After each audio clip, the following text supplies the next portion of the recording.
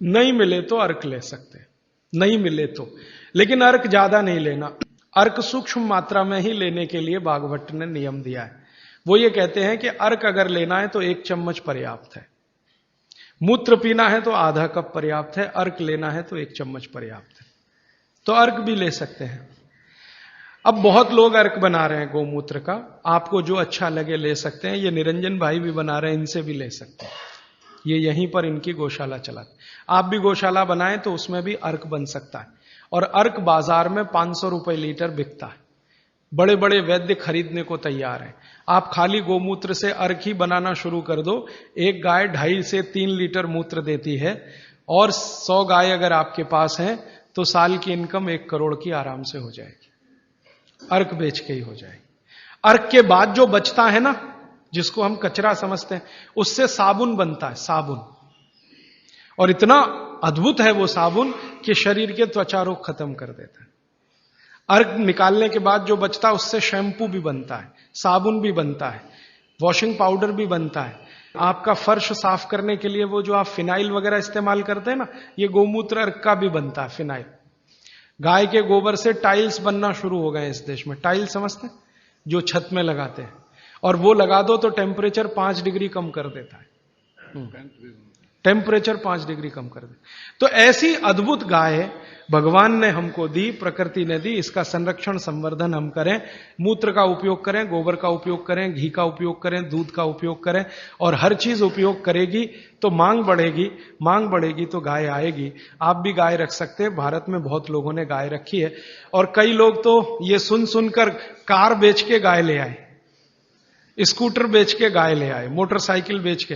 क्योंकि वो कहते हैं राजीव भाई आप ही बोलते हो 10 साल के बाद मिलेगा कि नहीं डीजल पेट्रोल, भरोसा नहीं, फिर ये कार करेगी क्या, बैलगाड़ी में लगा के ले जाना पड़ेगा। तो पहले ही गाय ले आओ तो गोबर गैस तो मिल जाएगी, गैस मिल जाएगी तो डीजल ना मिले तो भी कार चल जाएगी, पेट्रोल ना मिले तो भी कार। तो ये सब मैंने आज आपको कहा। भागवत चिकित्सा का एक पूरा चैप्टर इस पर है, गोमूत्र पर। मैंने उसके कुछ सूत्र आपको बताए। आप आज से ही इनका पालन करें अपने जीवन में, और सुखी रहें, निरोगी बनाएं। ये जितनी भी बातें मैंने कही हैं ये किताबों में है। गोमूत्र चिकित्सा पर विशेष किताब हमने बनाई है, उसमें भागवत के 64 सूत्र हैं। सब तो नहीं लिए, 64 सूत्र हैं। वो आप चाहें तो ले जा सकते हैं। और वो पुस्तक पर मेरा कॉपीराइट नहीं है, सबको कॉपी करने का राइट है। आप क्या करें, उस पुस्तक को अपने नाम से छपा लें, हमारा नाम निकाल के अपना लिख लें, तो मैं कभी मुकदमा करने नहीं आऊंगा। क्योंकि मैं मानता हूं ये बात जल्दी से जल्दी ज्यादा से ज्यादा लोगों तक पहुंचे। तो हमारा लक्ष्य है गाय बचे और भागवत चिकित्सा में गोमूत्र का उपयोग होने लगे। मेरा लक्ष्य तो वो है। पुस्तक ज्यादा लोगों तक जाएगी तो तभी ये हो पाएगा। और मैं अकेला कितनी छाप छाप के बांटूंगा, मेरी एक लिमिट है। लेकिन सब अगर यही करने लग जाएं तो लिमिट टूटेगी, ज्यादा लोगों तक पहुंचेगा। इस पे सीडी भी बनाई है, पुस्तक भी है, आप चाहें तो ले लें। अभी प्रश्न आपके, आज समय थोड़ा ज्यादा ले लिया मैंने, माफ करिएगा जी। प्रश्न, एक सवाल यह है कि आपने कहा कि गोमूत्र में सबसे ज्यादा कर्क्यूमिन है, लेकिन हल्दी में भी कर्क्यूमिन है। हाँ, वो कल बात करने वाला हूं। हल्दी की बात कल आएगी। हल्दी में भी बहुत कर्क्यूमिन है और एंटी कैंसरस सारी प्रॉपर्टी हल्दी में है। और दूसरी बात यह है जी कि जैसे त्रिफला चूर्ण है, मेथी है, गोमूत्र है, तो ये क्या क्या चीज सुबह में लोग लें, क्या क्या पिए? हाँ, क्या क्या लें? अच्छा देखिए, ये सवाल बहुत अच्छा है। ये सवाल प्रदीप भाई का बहुत अच्छा है कि इतनी सारी चीजें अब आपके सामने हैं, सवेरे क्या क्या लें। तो मैं आपको एक छोटी निवेदन, ये विनती के रूप में करना चाहता हूं कि 30 तारीख को सुबह मैं एक सेशन करना चाहता हूं आपके साथ इसी भवन में, वो यही प्रश्न का उत्तर देने के लिए। क्योंकि ज्ञान जब बहुत ज्यादा हो जाता है ना, तब हमारे सामने सिलेक्शन की समस्या आती है कि हम क्या क्या करें। अब सवेरे लेने के लिए इतनी चीज हो गई है, तो आप 2 दिन इंतजार कर लें। 30 तारीख का सेशन मैं इसी के लिए करने वाला हूं कि जितना आपके पास ज्ञान आ गया, अब इसमें से सेलेक्टिव कैसे हो, कौन कौन सी 1, 2, 3 चीजें करें जो आपके लिए पर्याप्त हो। वो मैं आपकी प्रकृति, स्वभाव और चिकित्सा रोग के हिसाब से बताऊंगा। जैसे वात वाले हैं वो क्या क्या कर लें, पित्त वाले हैं वो क्या क्या कर लें, कफ वाले हैं वो क्या क्या कर लें।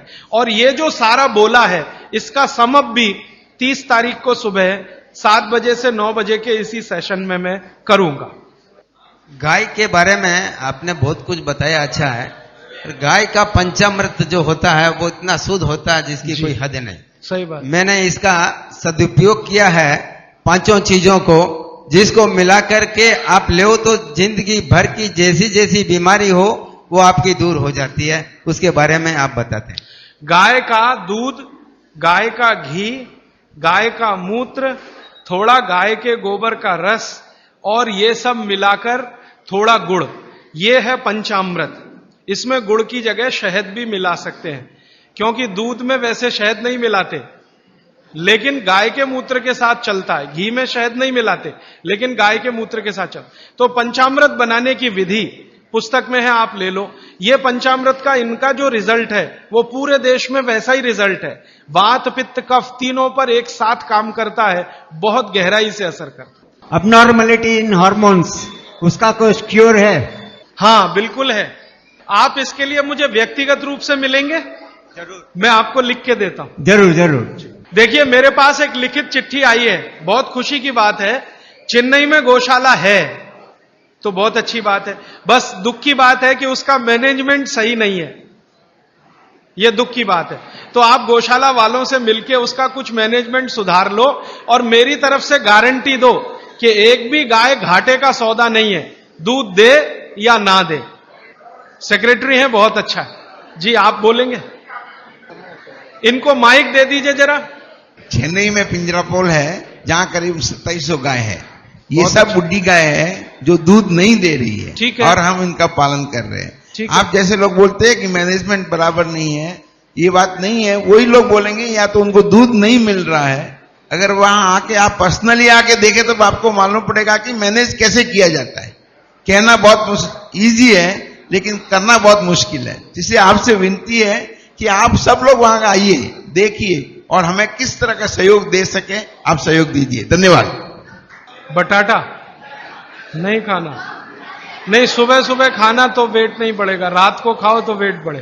पराठा रात को नहीं खाना, सुबह खाना। आप थोड़ा या तो चूना खा लो, और आज जो बोला है थोड़े दिन या तो गोमूत्र पी लो, एलर्जी सब तरह की ठीक हो। चूना खाने के लिए 1 ग्राम चूना दही में मिला के या मट्ठे में मिला के, छाछ में, नहीं तो पानी में मिला के, नहीं दिन में सुबह। गुस्सा नहीं आए, गाय का घी नाक में डालो, गुस्सा नहीं आएगा। गाय का घी नाक में डाल के सोना। एक दिन में अगर आप मेहनत का काम करते हैं, रात को मैं बोल रहा हूं, मेहनत का काम करते हैं, मजदूरी करते हैं, तो 8 घंटे नींद चाहिए। मेहनत करते 8 घंटे, और अगर मेहनत नहीं करते सिर्फ बैठने का काम है तो 6.5 घंटे, 6 से 6.5 घंटे। गोबर गैस, गाय की गौशाला जो होती है ना, जहां गोबर है वहीं पर ये गोबर गैस बनती है और वहीं से सिलेंडर में भर के हम सबको दे सकते हैं। गोमूत्र वैसे ताजा हो 48 मिनट में पी लेना चाहिए। बोतल में भर के 4-5 दिन तक रख सकते हैं, कांच की बोतल। बीपी के लिए सबसे अच्छा मेथी दाना, रात को पानी में डाल के। हाँ, देशवासियों के नाम संदेश। सब देशवासी मिल उतारें इस वतन की आरती, सब देशवासी मिल उतारें इस वतन की आरती। फूले फले यह देश भारत और हमारी भारती। सोए रहेंगे साथियों, सोए रहेंगे साथियों, कब तक कि तुम अज्ञान में। जागो उठो जुट जाओ फिर से देश के उत्थान में। सोचो हमारे देश का, सोचो हमारे देश का मन आज कितना अधीर है। सोचो हमारे देश के सीने में कैसा तीर है। सोचो हमारे देश के सीने में कैसा तीर है। कोशिश करो यह जानने की देश क्यों है गिरा हुआ। कोशिश करो यह जानने की देश क्यों है गिरा हुआ। दुनिया का जो सरताज था वो आज क्यों पिछड़ा हुआ। दुनिया का जो सरताज था वो आज क्यों पिछड़ा हुआ। बरसों से बाड़े खा रही है देश की हरियाली को, बरसों से बाड़े खा रही है देश की हरियाली को। व्याकुल व्यथित इस देश के जन खोजते खुशहाली को, व्याकुल व्यथित इस देश के जन खोजते खुशहाली को। सब एक होकर नष्ट कर दो, सब एक होकर नष्ट कर दो स्वार्थी रखवालों को, जो हो अटल सच्चाई पे खोजो नए खुशहालों को। जाति धर्म के नाम पर इस देश के टुकड़े हुए, जाति धर्म के नाम पर इस देश के टुकड़े हुए, सीधे सरल खुशहाल लोगों के मलिन मुखड़े हुए, सीधे सरल खुशहाल लोगों के मलिन मुखड़े हुए। अब लक्ष्य केवल एक, अब लक्ष्य केवल एक अपने देश का उत्कर्ष हो, जाति धर्म हो कोई पहले देश भारतवर्ष हो। मुश्किल से आई देश की पतवार सच्चे हाथों में, मुश्किल से आई देश की पतवार सच्चे हाथों में, मिलजुल के इनका साथ दो, मत आओ झूठी बातों में, मत आओ झूठी बातों में। राजीव दीक्षित भाई जैसे देशभक्त मिल जाएंगे, राजीव दीक्षित भाई जैसे देशभक्त मिल जाएंगे, उजड़े हुए इस चमन में हम फिर से सौरभ पाएंगे, उजड़े हुए इस चमन में हम फिर से सौरभ पाएंगे। बंधुओं, एक बात कहना चाहूंगी कि राजीव भाई दीक्षित जैसा नौजवान युवा आज नहीं, कम से कम मैंने 7-8 साल पूर्व आजादी के आनंद के बारे में और पेप्सी कोका कोला के बारे में बहुत सुना। ऐसे हमारे एक नवयुवक समाज में आगे आए हैं, हजारों नवयुवकों को जोड़ रहे हैं। इसलिए एक बात कहते हुए, युवा शक्ति वह शक्ति है, युवा शक्ति वह शक्ति है जब चाहे ब्रह्मांड हिला दे, युवा शक्ति वह शक्ति है जब चाहे ब्रह्मांड हिला दे, युवा शक्ति वह शक्ति है प्याले में तूफान उड़ा दे, युवा शक्ति वह शक्ति है प्याले में तूफान उड़ा दे, युवा शक्ति वह शक्ति है दम भर दे भरी जवानी में, युवा शक्ति वह शक्ति है दम भर दे भरी जवानी में, युवा शक्ति वह शक्ति है आग लगा दे पानी में, युवा शक्ति वह शक्ति है आग लगा दे पानी में। बंधुओं, राजीव भाई युवा होश में है और साथ में होश को लेकर बैठे हैं, तो मैं समझती हूं कि देश का उत्थान जरूर होगा। धन्यवाद बहन। साध्वी जी के चरणों में नमन करते हुए आज का कार्यक्रम शुरू करते हैं। मैं एक छोटी सी बात आप लोगों को बता देना चाहता हूं कि राजीव भाई जिसके लिए चर्चित और प्रसिद्ध हैं, वो हम सब जानते हैं। राष्ट्रीय चेतना, राष्ट्र धर्म और राष्ट्र चिंतन उनका गहन विषय रहा है। उस पर उनकी सूक्ष्म सोच रही है हर एक समस्या के बारे में, और उसके बाद अब उन्होंने स्वास्थ्य के लिए भी जो सूक्ष्मता से उन्होंने गहन अध्ययन किया है और वो हम तक अपनी बात रख रहे हैं। तो इन दोनों चीजों को मैं जोड़ना चाहता हूं। राजीव भाई जिस राष्ट्र चिंतन का प्रतिनिधित्व करते हैं, तो हमने देखा है कि कुछ वर्षों में या पिछले 5-10 सालों में हमारी समाज में, हमारे परिवार में, हमारे देश में, हमारे विश्व में बहुत सारे ह्रास हुए हैं, बहुत कुछ बदला है, बहुत चीजें गिरी हैं। मैं ये नहीं कहना चाहता कि हम केवल नकारात्मक रूप से देखें, लेकिन जब देखेंगे कि नकारात्मक चीजें ज्यादा बढ़ी हैं, हमारा परिवार टूटा है, भाई भाई को धोखा दे रहा है, व्यापारी व्यापारी को धोखा दे रहा है, अपने ही लोगों को मार रहे हैं। बेनजीर भुट्टो को कल अपनों ने ही मार दिया, ऐसी स्थिति पैदा हो गई है और सब कुछ बिगड़ गया। हमारी बच्चियां अपने माँ बाप के दर्द को समझे बगैर घर से भाग रही हैं। ये सारी समस्याएं इतनी ज्यादा हम लोगों के सामने हो रही है कि हम इसका समाधान ढूंढ नहीं पा रहे हैं। तो ऐसा मैं राजीव दीक्षित भाई से पूछना चाहता हूं कि ऐसा कफ, पित्त और वात का ऐसा कौन सा प्रकोप हुआ है जो हमारे समाज को इसने इस तरह से अस्वस्थ कर दिया है। तो अगर वो वाग्भट के कोई ऐसे सूत्र, शायद हो सकता है उस समय विषमताएं इतनी नहीं रही होंगी जब वाग्भट ने इस चीज को लिखा, लेकिन ऐसा दूरदर्शी व्यक्तित्व निश्चित रूप से कहीं कुछ सूत्र लिखा होगा जिसको राजीव दीक्षित समझ सकते हैं। तो मेरी कोशिश ये होगी कि वो स्वास्थ्य के साथ वो हमारे समाज के स्वास्थ्य के लिए भी कुछ कहें तो अच्छा रहेगा। राजीव दीक्षित। जो मैं बताना भूल गया था कि आप सब जानते हैं राजीव दीक्षित जी पूरे देश में घूमते रहते हैं और इसके लिए वो किसी तरह का रकम या किसी तरह की राशि वो नहीं लेते हैं, और इनका पूरा का पूरा जो ये आंदोलन है वो सेवाश्रम में इनका जो ट्रस्ट है उस पे चलता है, और वहां वो जमीन से जुड़ी हुई चीजों को वो महत्व देते हैं, उन लोगों को बढ़ावा देते हैं। जैसे उसने पहले दिन कहा कि कुम्हारों के लिए और खादी बनाने के लिए उन्होंने एक बहुत अच्छा काम वहां पे सेवाग्राम में किया है, और सेवाग्राम से अभी खादी के कपड़े यहां आ चुके हैं, तो मेरी गुजारिश आप लोगों से है कि पूरा का पूरा कपड़ा आप खरीदें।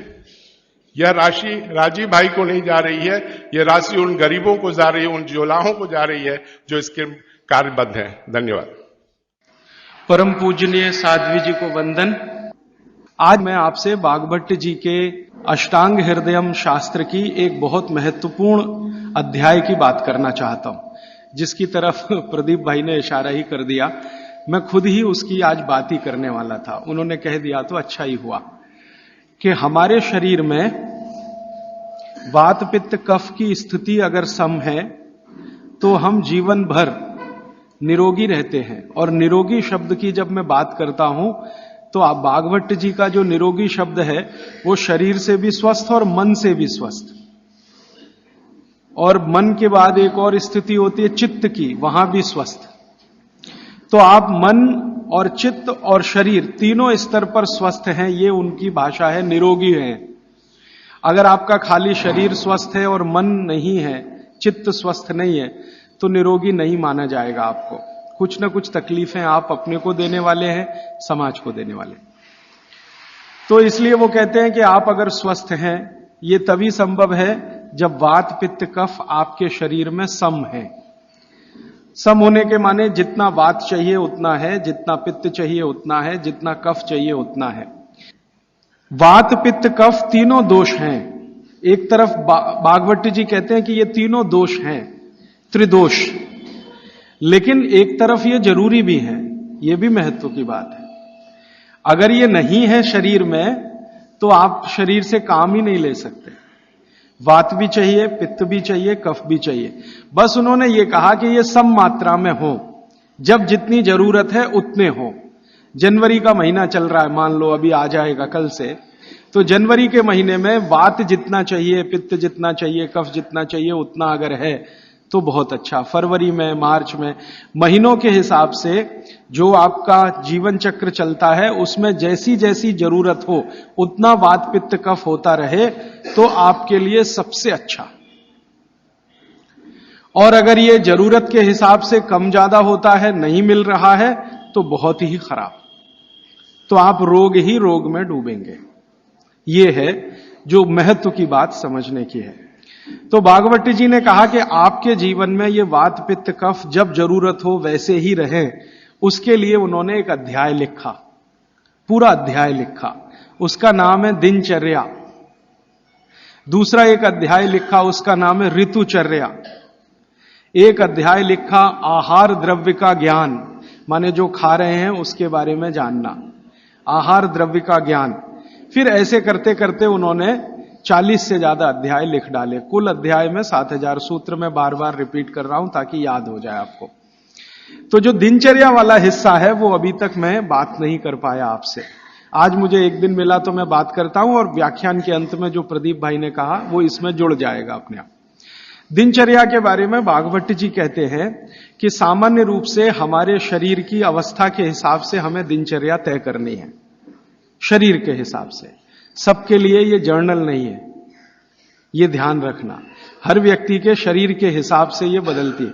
जैसे मेरे बगल में बाबूजी बैठे हैं तो इनकी दिनचर्या मुझसे अलग होगी, और मुझसे छोटा कोई लड़का या लड़की है, भाई या बहन है, उसकी दिनचर्या मुझसे अलग होगी।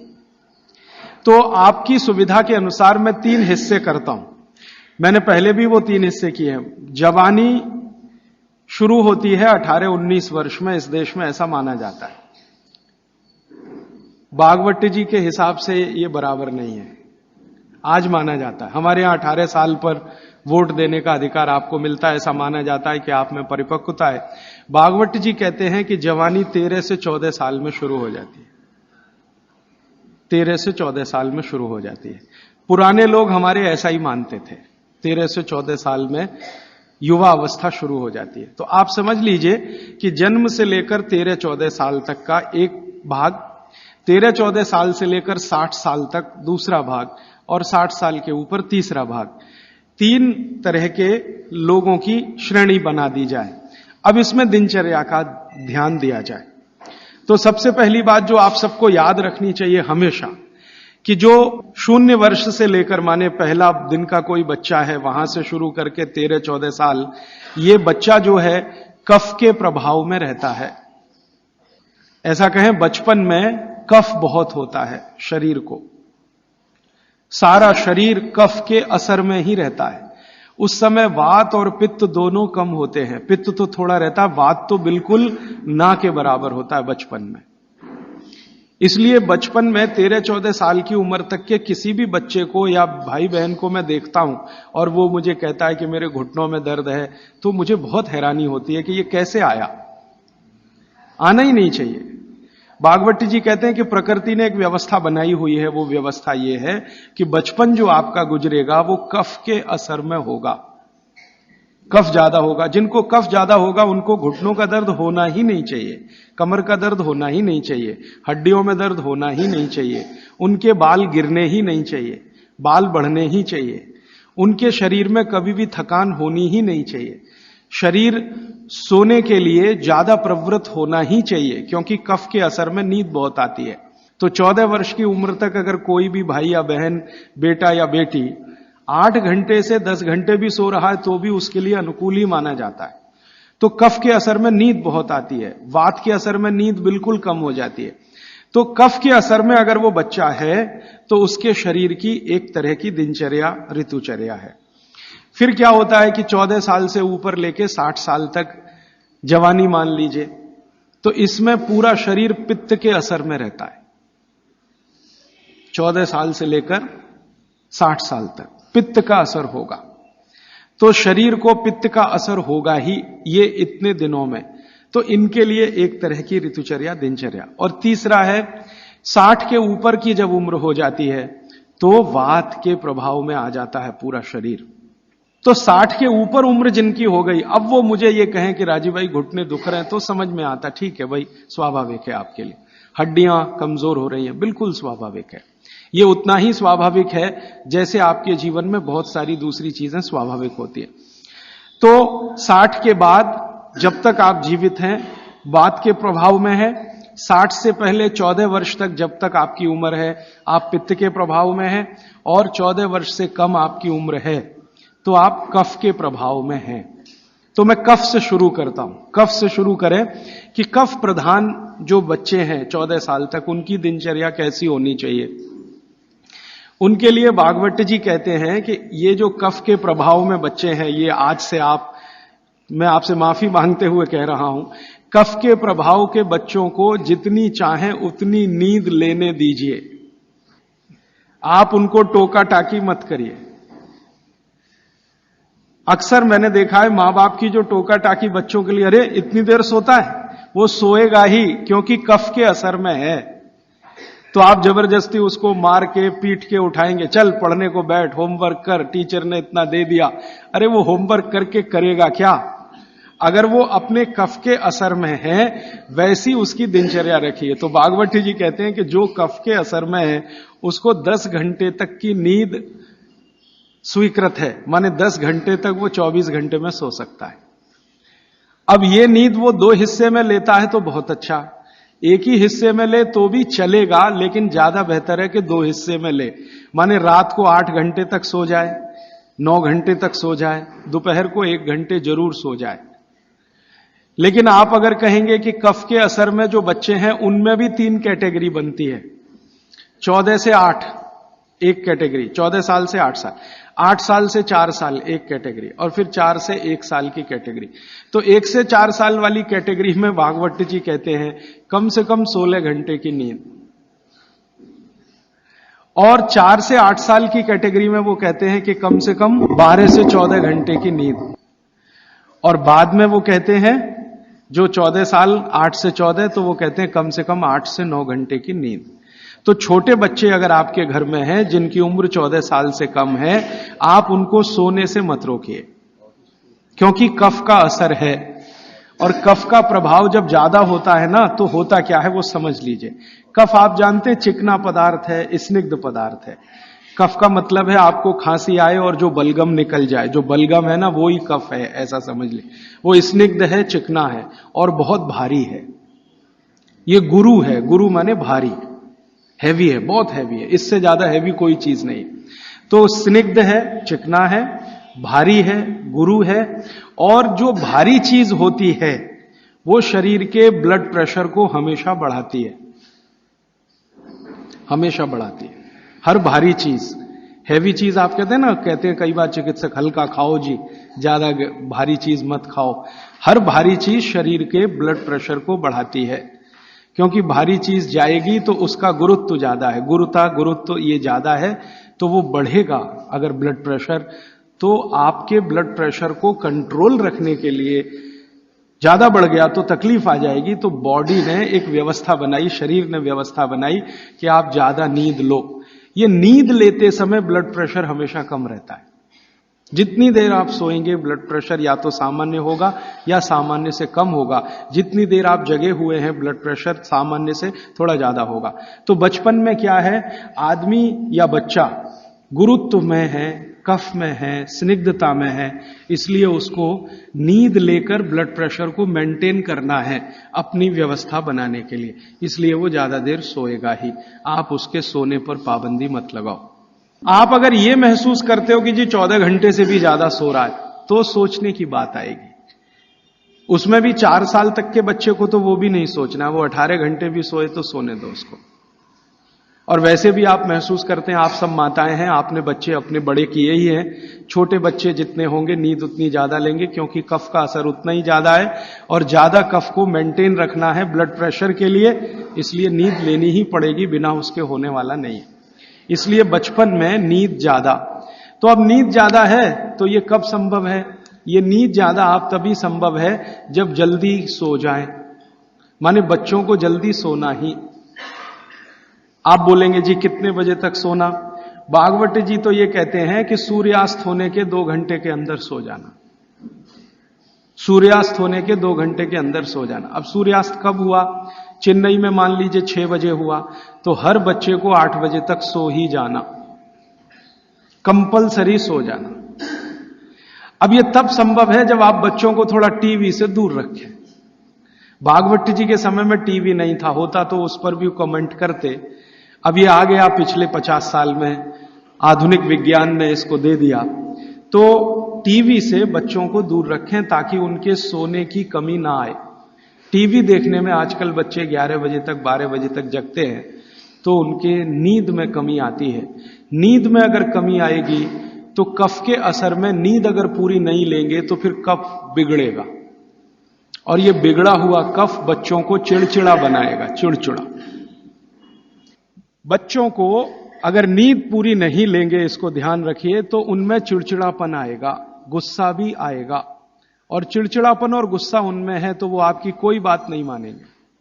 आप उनको लाख अच्छी बात कहो वो मानेंगे ही नहीं, क्योंकि शरीर को मस्तिष्क जो है नियंत्रित करता है। मस्तिष्क कफ के प्रभाव में है, कफ बिगड़ा हुआ है, सुधरा हुआ नहीं है, क्योंकि नींद पूरी नहीं ले रहे हैं, तो ये तो संकट आने ही वाला है। तो अक्सर घरों में ये समस्या मैं सुनता हूं, वो कहते राजीव भाई बच्चे हमारी सुनते नहीं। वो सुनेंगे तब तक नहीं जब तक नींद पूरी नहीं हो रही है। आप उनकी नींद पूरी होने दीजिए, 8 घंटे 9 घंटे की 10 घंटे की नींद पूरी, फिर देखिए वो कितने अच्छे से सुनते हैं।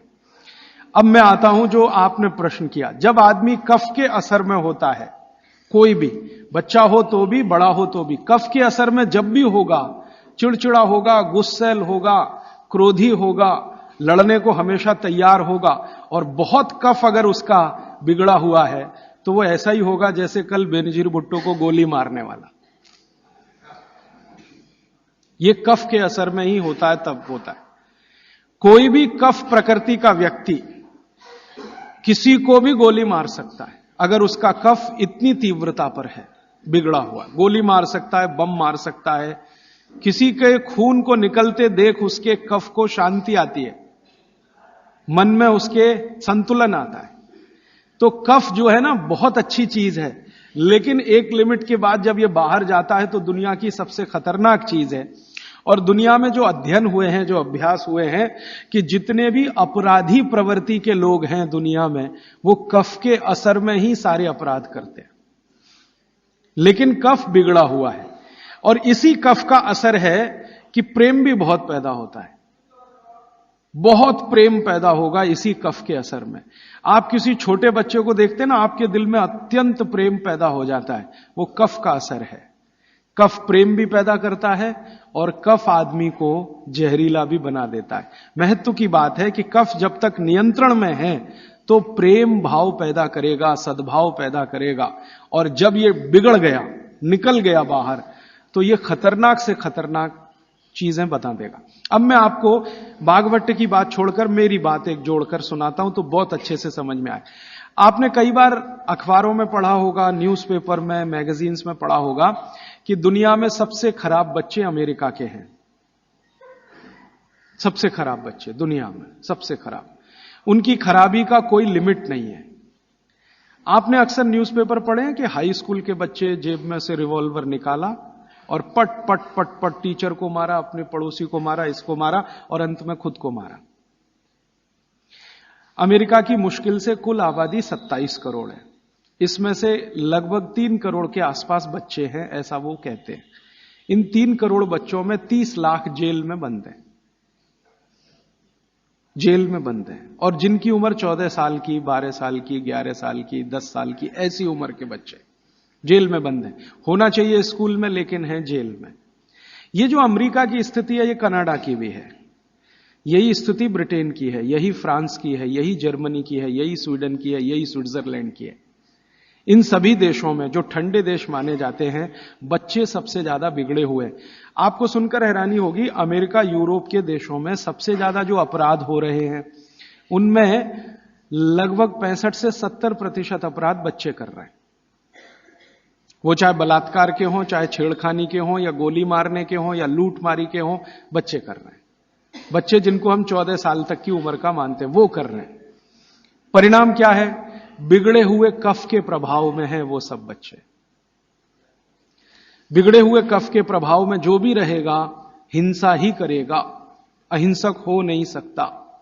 कफ जैसे ही बिगड़ता है तो हर तरह के नेगेटिव विचार और बुरे विचार शरीर में आएंगे। अब वो शरीर की एक स्वाभाविक क्रिया है, इसको रोकना है तो क्या करें? इसको रोकना है तो कफ कम करो, बिगड़ने मत दो। और कफ बिगड़े नहीं तो भागवत जी कहते हैं इसकी सबसे अच्छी अचूक दवा है भरपूर नींद लेना। मुफ्त का इलाज है। बिगड़े हुए कफ को सुधारना है, कंट्रोल में। ये बड़ों के लिए भी मैं कह रहा हूं, क्योंकि आगे आपको भी समझ में आएगा कि आपके शरीर में भी अगर कफ की स्थिति बिगड़ रही है तो भरपूर नींद लेना शुरू करिए, कफ अपने आप आपका कंट्रोल में आ जाएगा, क्योंकि शरीर ही कर लेता है ये सब। बस ध्यान दीजिए। इसका मतलब यह है कि बच्चों को चिड़चिड़ेपन से बचाना, गुस्से से बचाना, नेगेटिविटी से बचाना, गलत रास्ते पे ना चले जाएं। अब गलत रास्ता आप सब समझते हैं, जैसे हमारे प्रदीप भाई कह रहे थे कि आजकल बच्चे भाग रहे हैं घर छोड़कर बॉयफ्रेंड के साथ या गर्लफ्रेंड के साथ। ये बिगड़े हुए कफ की अवस्था है। क्योंकि मैं तो ट्रीटमेंट भी करता हूं होम्योपैथी में। ऐसे बहुत सारे लड़के लड़कियां इलाज के लिए मेरे पास आते हैं जो घर छोड़कर भागे हुए। क्यों भाग गए जी? पिताजी अच्छे नहीं लगते, माताजी अच्छी नहीं लगती। जिन माता पिता ने पैदा किया वो ही अच्छे नहीं लगते। कफ इतना खतरनाक है, आप जरा समझिए इस बात को। जो माता पिता ने जीवन के सारे कष्ट झेलकर उनको बड़ा कर दिया 14 साल का। क्योंकि मैं आपको एक विनम्र बात कहना चाहता हूं, मेरा ऑब्जर्वेशन है, दुनिया में बच्चों को बड़ा करना सबसे मुश्किल काम है, सबसे मुश्किल काम मानता हूं। धीरू भाई अंबानी होना सबसे आसान काम है। हां, आपके पास कुछ पैसा नहीं है, 10,000 करोड़ बनाना, 20,000 करोड़, 1 लाख करोड़ बनाना सबसे आसान काम है, सबसे आसान काम है।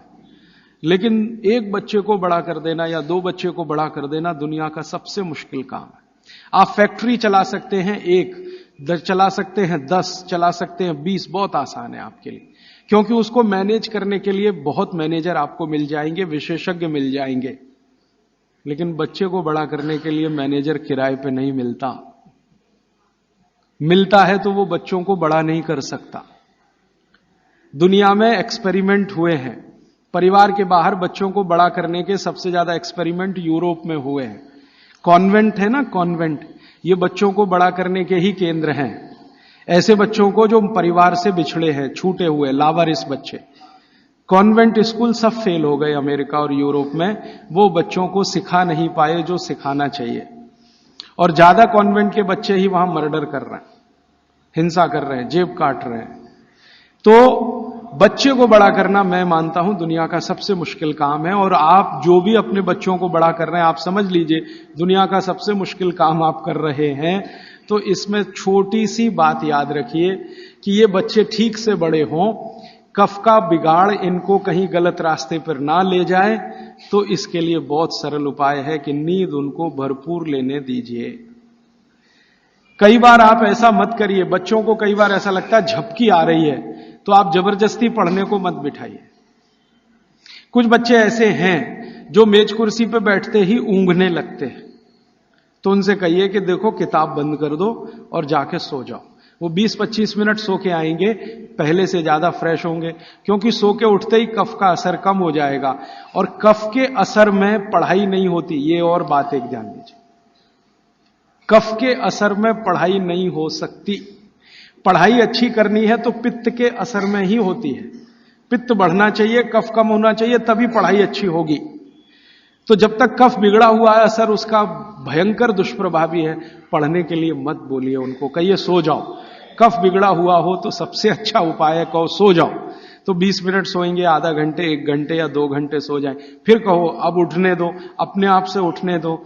अब अपने आप से जब उठे तब उनका कफ पूरी तरह से शांत होगा, फिर जो भी पढ़ेंगे मगज में बैठेगा, दिमाग में बैठे।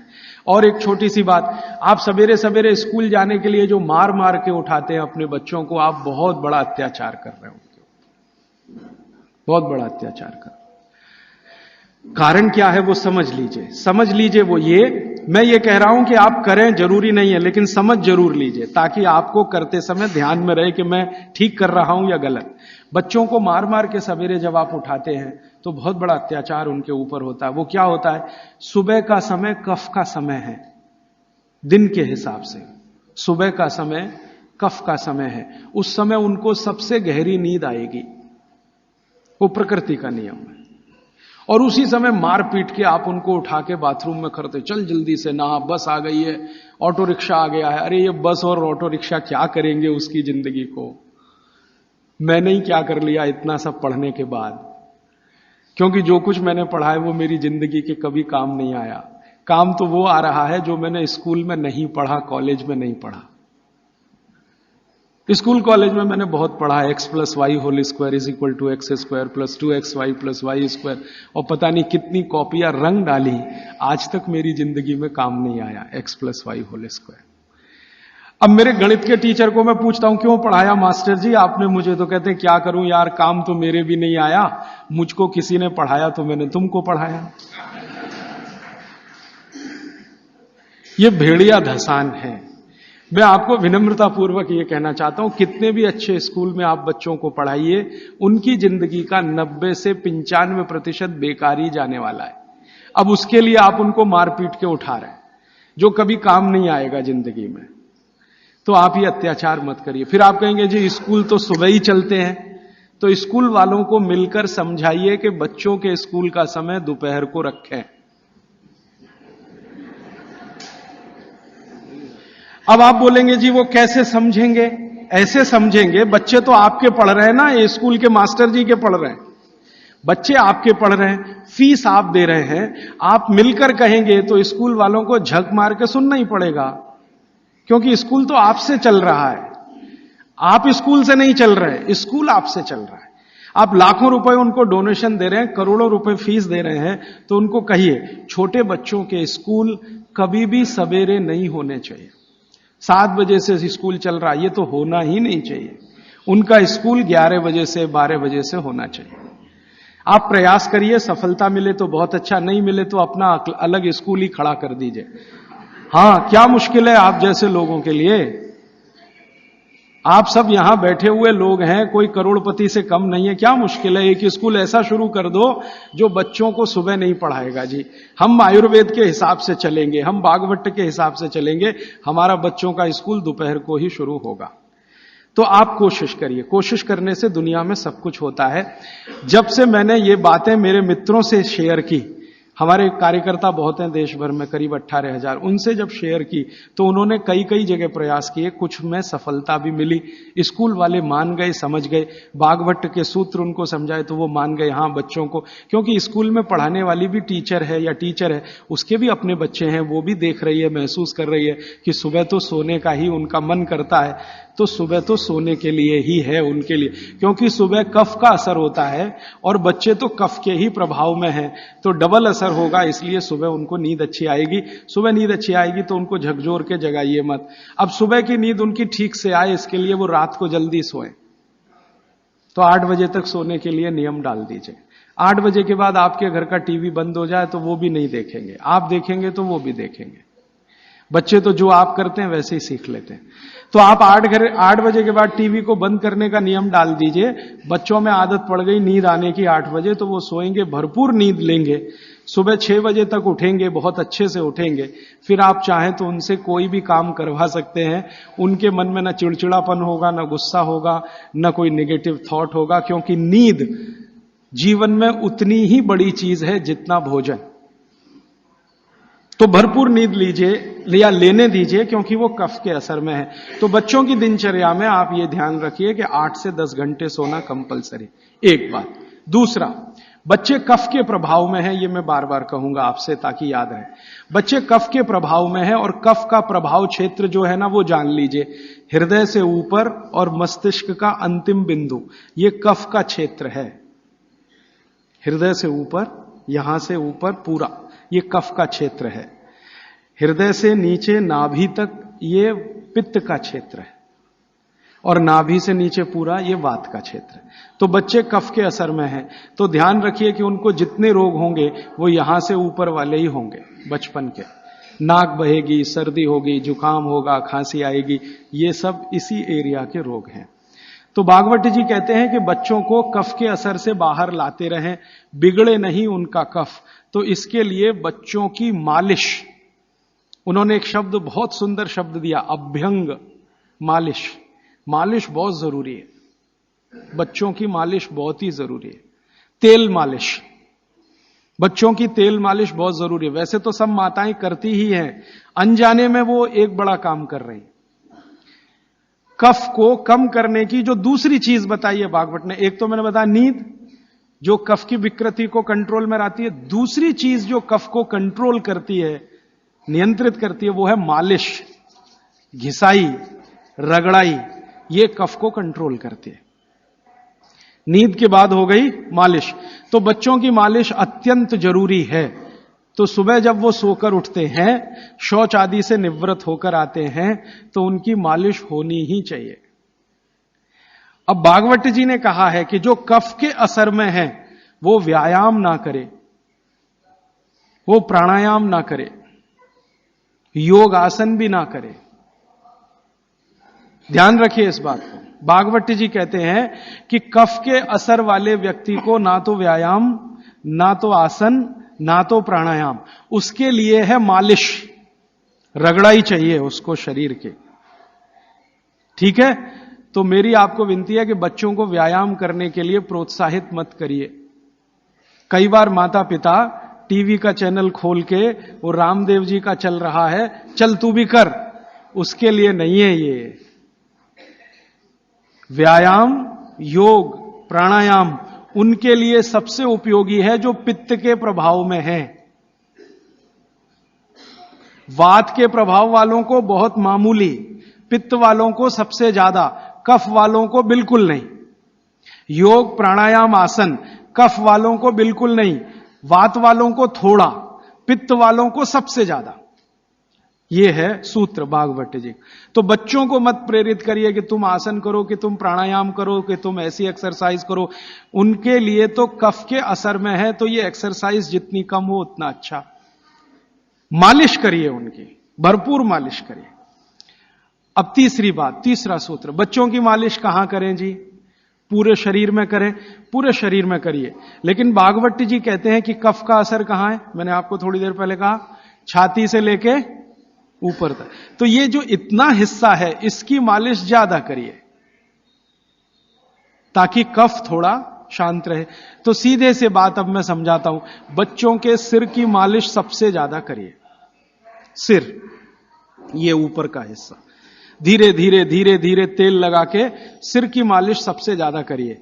तो मालिश किससे करेंगे? तेल से। तेल जो है कफ नाशक है, तेल जो है ना कफ नाशक है। तो सिर की मालिश करेंगे, छोटे छोटे छिद्र हैं, तेल इससे अंदर जाएगा, कफ को सामान्य रखेगा। तो कफ के प्रभाव में बिगड़ेंगे नहीं बच्चे, माने गुस्सा नहीं करेंगे, चिड़चिड़े नहीं होंगे, निगेटिव नहीं होंगे, जिंदगी में गलत काम नहीं करेंगे। तो बच्चों के सिर की मालिश बहुत जरूरी है, सिर की मालिश। दूसरा वो कहते हैं कि कफ का जो दूसरा बड़ा स्थान है, एक तो सिर हुआ, दूसरे है कान। ये कान है ना, ये कफ के स्थान है। तो बच्चों के कान की मालिश रोज होनी चाहिए, जरूर होनी चाहिए। कान की मालिश कैसे करें? बस तेल लगाइए, हाथ में ऐसे ऐसे घुमाइए, फिर उल्टा घुमा दीजिए, फिर ऐसे घुमा दीजिए, और थोड़ा तेल कान में डाल के रखिए उनको, क्योंकि कफ का स्थान है कान। तेल डालते ही कफ शांत होगा। तो हमारी पुराने जमाने की जो माताएं हैं, वो रोज बच्चों को कान में तेल डालती थी, वो अनजाने में बहुत बड़ा वैज्ञानिक काम करती थी। देखा ना पुराने जमाने की माताओं को। आज के जमाने की माताएं तो कहती चिपचिपा है तेल, तेल चिपचिपा है तभी तेल है, नहीं तो उसमें कुछ है ही नहीं। तो पुराने जमाने की माताएं बच्चों को बराबर कान में तेल डाल के रखती थी।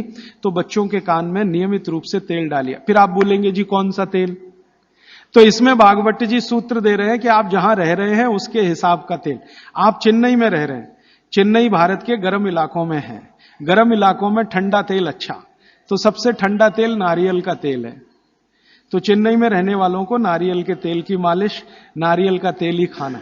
अब आप बिहार में जाएंगे और मैं वहां कर आकर आपको कहूंगा, तो कहूंगा जी आप नारियल का तेल बिल्कुल मत खाओ, मालिश भी मत करो। मैं कहूंगा सरसों का तेल खाओ, उसी से मालिश करो। और जो आप और उधर चले गए हरियाणा पंजाब की तरफ, तो मैं ही आकर आपसे कहूंगा जी आप ये छोड़ो, आप तो जैतून का तेल इस्तेमाल करो या तिल का तेल इस्तेमाल, एरिया के हिसाब से। तो मैं आपके हिसाब से बात कर रहा हूं कि आप नारियल के तेल की मालिश भी कर सकते हैं, उसको भोजन में भी उपयोग कर सकते हैं। बच्चों की नियमित मालिश सिर की, कान की होती रहनी चाहिए। और तीसरी चीज, आंखें। आंखें जो है ना कफ का ही केंद्र है। सबसे बड़ा कफ का केंद्र सिर, दूसरे नंबर पे कान, तीसरी आंख। आंख कफ का केंद्र है और आंख के ज्यादा रोग, 99% रोग कफ के रोग हैं। जैसे मैंने आपको बोला ना, आंख में आप बोलते हैं कि हमको कैटरेक्ट हो गया, ये कफ का रोग है। मोतियाबिंद हो गया, कफ का रोग है। ग्लूकोमा हो गया, कफ का रोग है। आंखें लाल हो रही हैं, कफ के प्रभाव। तो आंखों की विशेष देखभाल बच्चों की, ताकि चश्मा ना लगे, अब चश्मा ना चढ़े। अब आंखों में क्या करें जी? कफ को कंट्रोल करने, तेल नहीं डाल सकते आंखों में, क्योंकि तेल और आंखों का मेल नहीं है। आंखों में हमेशा एक फ्लूइड रहता है, तेल में डालें माने तेल उस फ्लूइड में गया तो गड़बड़ करता है। तो आंखों के लिए घी ठीक है, देशी गाय का घी। तो बच्चों को नियमित रूप से देशी गाय का घी आंखों में लगा सकते हैं तो बहुत अच्छा है। देशी गाय का घी ये कफ को शांत करता है। लेकिन आप देशी गाय के घी को उपलब्ध नहीं कर पाते किसी कारण से, तो फिर भागवत जी कह रहे हैं कि कफ को शमन करने वाली एक और चीज है, वो है काजल। काजल माने कार्बन। कार्बन कफ को शांत करने में सबसे बड़ी भूमिका निभाता है। तो बच्चों को नियमित रूप से आंखों में काजल होना ही चाहिए।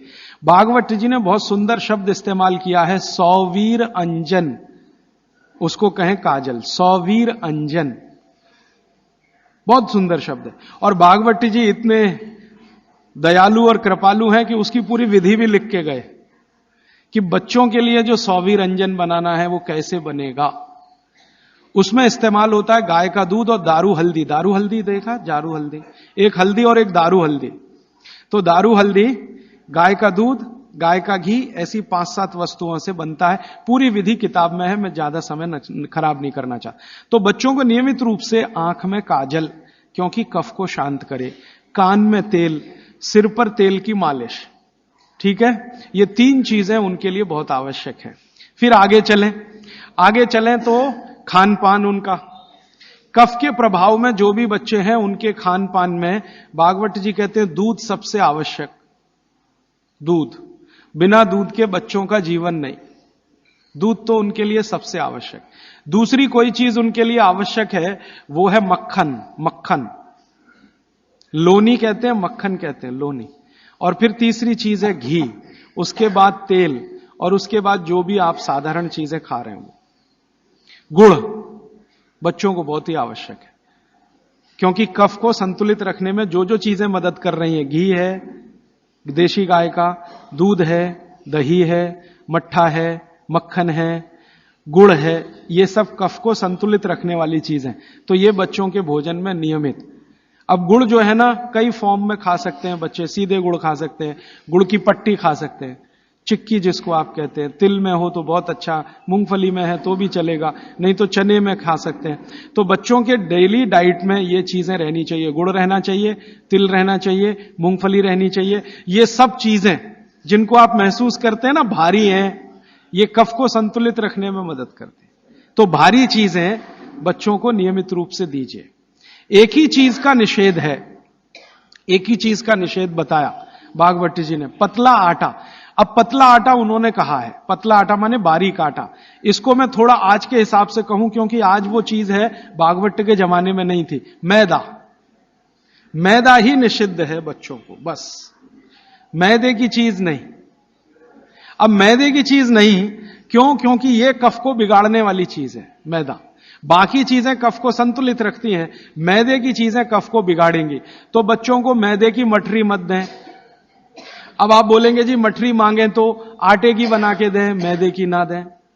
अब मैदे का बना हुआ समोसा ना दें, तो समोसा मांगेंगे तो आटे का समोसा दें। मैदे की कचौरी ना दें, कचौरी मांगेंगे तो आटे की दें। मैदा छोड़कर बाकी चीजों के बारे में भागवत जी कहते हैं कि बच्चे आसानी से प्रभाव कफ में उसको भी पाचन कर सकते हैं। अब मालिश हो गई, भोजन हुआ, फिर नहाने के लिए कहा है, तो मालिश पहले, स्नान बाद में। हमेशा स्नान के बाद मालिश करने को मना किया है, स्नान बाद में, मालिश पहले। तो अच्छे से मालिश करिए। आप बोलेंगे जी कितनी देर मालिश करें? तो इसके लिए बहुत सुंदर बात उन्होंने कही है। बच्चों की मालिश करते समय जब उनकी बगल में पसीना आ जाए तो मालिश रोक दें। घड़ी के हिसाब से नहीं बताया उन्होंने कि 10 घंटे करें कि 20 घंटे, 40 मिनट, या समय उन्होंने बताया नहीं, क्योंकि हर बच्चे के लिए वो अलग होगा। तो उन्होंने इतनी सुंदर ऑब्जर्वेशन दिया कि जब आप मालिश कर रहे हैं, बच्चे की बगल में पसीना आ गया तो मालिश बंद करें, बगल में पसीना आते ही। और वो ये कहते हैं कि कुछ बच्चे ऐसे हो सकते हैं जिनको बगल का पसीना जल्दी ना आए, तो हो सकता है उनके माथे पे पसीना आ जाए, तो मालिश रोक दें। ठीक है? तो मालिश के बाद स्नान। स्नान के लिए भागवत जी कहते हैं कि जो भी चीजें कफ को कम करती हैं वही चीजें स्नान में उपयोग करें। अब मैं आपको बताना चाहता हूं आधुनिक बात, भागवत जी ने तो नहीं कहा, उन्होंने ये कहा कि कफ को कम करें वही चीजें स्नान में उपयोग करें। तो कफ को कम करने वाली सबसे बेहतरीन चीज आपके घर में है चने का आटा। दूसरी बेहतरीन चीज है ये जो हमारे देश में संभव है, पता नहीं आपको मिलेगा कि नहीं, चंदन की लकड़ी का पाउडर। भागवत जी ने कहा है कि ये बहुत कफ को कंट्रोल रखता है। तो चंदन की लकड़ी का पाउडर माने चंदन पाउडर, चने का आटा, और मोटा आटा कोई भी, गेहूं का हो, चने का हो, दाल का हो, मोटा आटा। फिर कहते हैं मसूर की दाल का आटा, फिर वो कहते हैं मूंग की दाल का आटा। ये सब कफ को कम करने वाली चीज है। तो कहते हैं बच्चों का स्नान इन्हीं से कराएं ताकि कफ कम रहे। मतलब सी बात है, साबुन ना लगाएं, क्योंकि ये जो साबुन है ना, ये केमिकल है। केमिकल माने सोडियम हाइड्रोक्साइड, सोडियम हाइड्रोक्साइड माने कास्टिक सोडा। ये कास्टिक सोडा तो कफ को भड़काने वाली चीज है, इसलिए बच्चों को साबुन गलती से भी ना लगाएं। उनको चने के आटे से नहलाएं, मुल्तानी मिट्टी से नहलाएं, चंदन पाउडर से नहलाएं, क्योंकि कफ को कम करने वाली ये सब चीजें हैं। इन चीजों से ही स्नान कराएं। उपटन बना के रखें घर में, उपटन से स्नान कराएं। बच्चों को साबुन गलती से भी नहीं। और साबुन जो गलती से आप लगा रहे हैं और आंख में गया तो सर्वनाश कर सकता है आंख का, क्योंकि आंख कफ के प्रभाव में है और साबुन बहुत तीखा होता है। वो पित्त और वात के प्रभाव की चीजें हैं। तो दुश्मन मिल गए दो एक साथ, साबुन और आंखों का जल, तो तकलीफ करेगा। वैसे भी बच्चे बहुत रोते हैं साबुन आंख में लगे, तो आजकल टीवी में एक विज्ञापन आने लगा, बिना आंसू निकालने वाला साबुन दुनिया में हो ही नहीं सकता। ये मूर्ख बनाने के तरीके हैं आपको। कोई भी साबुन आंसू ना निकाले ये हो ही नहीं सकता, क्योंकि साबुन है ही पित्त और वात का, और आंखें हैं कफ की। लगेगा तो आंखों से आंसू निकलेंगे ही। हां, एक ही समय में हो सकता है कि साबुन में कास्टिक सोडा सबसे कम हो, ग्लिसरीन और तेल सबसे ज्यादा हो। तो ग्लिसरीन और तेल अगर सबसे ज्यादा है तो उबटन में ही तेल मिला के नहला देना। साबुन क्यों खरीद के ला रहे हैं? 35 रुपए का आता है Johnson and Johnson baby soap, 350 रुपए किलो। 35 रुपए का 100 ग्राम, 350 रुपए किलो। काजू से महंगा है, काजू 200 रुपए किलो, साबुन 350 रुपए किलो। बादाम से महंगा है, बादाम 300 रुपए किलो, साबुन 350 रुपए किलो। और नहा के जाएगा कहां? पानी में ही जाएगा ना। 350 रुपए किलो की चीज पानी में बहा रहे। उससे अच्छा काजू खिला दें उनको, बादाम खिला दें।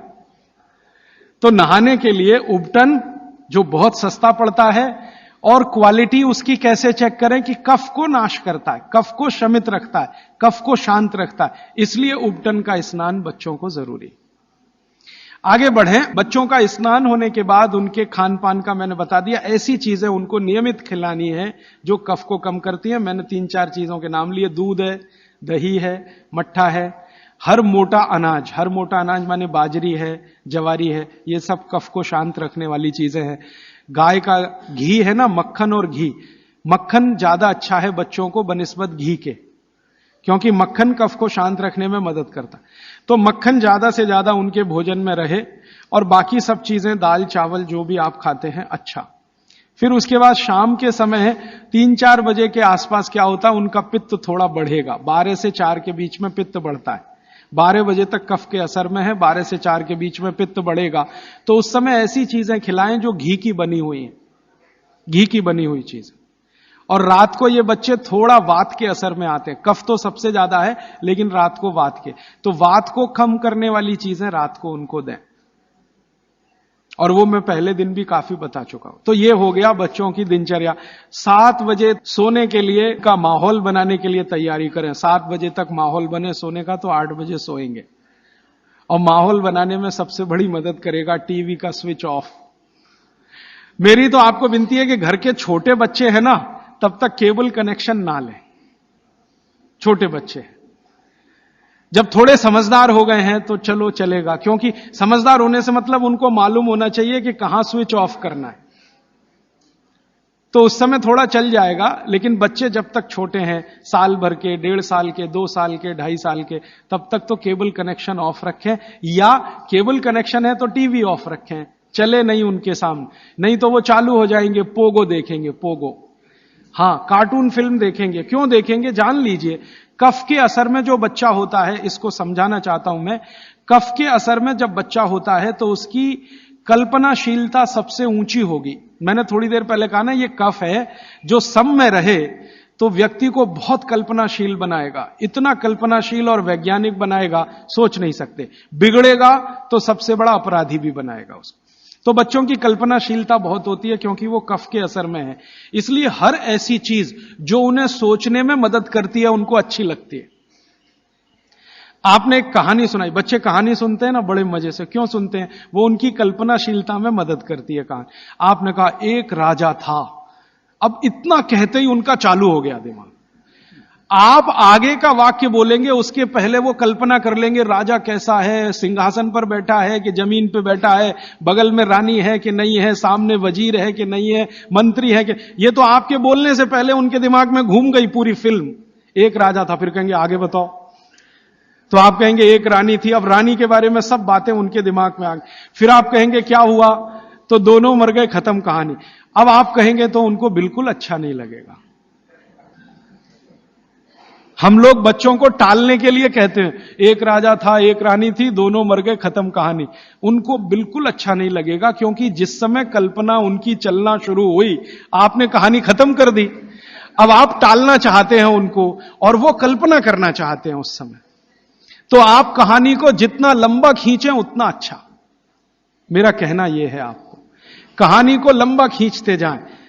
भले एकता कपूर के सीरियल की तरह से खींचे उसको। इतनी इलास्टिसिटी है एकता कपूर के सीरियल में कि सालों साल हो गए, खत्म ही नहीं होते।